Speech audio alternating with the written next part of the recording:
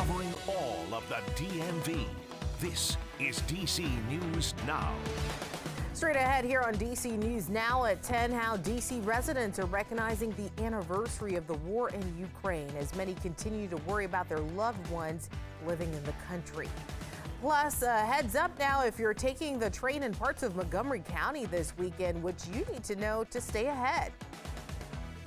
And from 70s this week to snow this afternoon, this is a live look now at the Capitol following that wintry mix. Let's start with meteorologist Scott Sumner. Yeah, I tell you what, it was a little surprise for some of us because it's been so mild a winter to see a little snow flurry activity earlier today, but that's long gone. And now we're waiting for a bit of a warm up to take shape for Sunday. We'll talk about it. Show it to you. Coming up. All right, thanks, Scott. Good evening. Thank you for joining us for DC News Now at 10. I'm Annalisa Gale. Well, it has been a year of heartache and grief for Ukrainians around the world, including here in the DMV. Dave Laval shows us how local Ukrainians and others are supporting those impacted by the war. You are murderers. You're rapists. Thousands of people, mostly Ukrainians, delivered a message Saturday night to the home of the Russian ambassador to D.C. Mr. Ambassador, you have blood of innocent Ukrainian children killed by Russia's missiles on your hands. The demonstration ended a day of protest as Russia's invasion of Ukraine enters year 2. We will not surrender, that we will not give up. Oksana Markarova is Ukraine's ambassador to the United States. She joined the crowd that gathered in front of the Lincoln Memorial. Markarova called the rally the 365th day of the new reality in Ukraine. 365 days of sorrow, losses, tragedies, and destruction. But we are not talking about that today. We are talking about 365 days of heroic, almost impossible fight. The rally drew many Ukrainians from around the DMV who showed support for loved ones back home, including Woodbridge's Olena Pushkar. It's my people. Of course it's important. We should do anything we can to save them. The missiles go over the house on average every 2 weeks.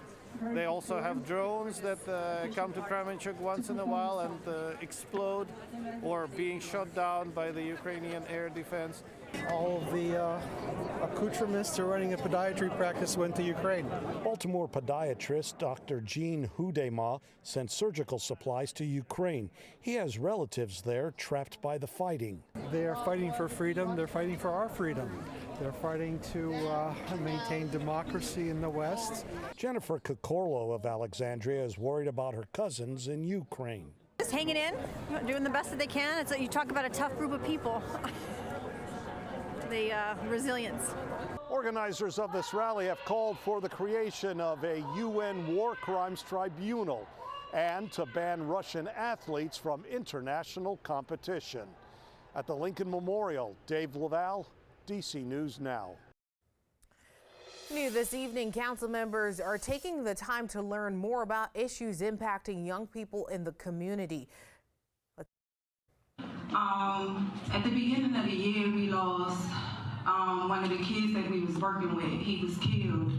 And normally I come in after the fact and I provide the healing services, but I had the opportunity to be kind of upfront and center to see where some of our gaps are.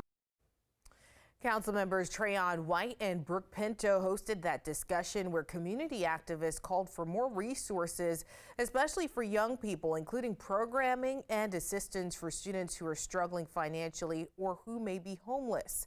That hearing comes after a 13-year-old who was suspected of breaking into vehicles was shot and killed by a D.C. government employee in January in the Brookland neighborhood.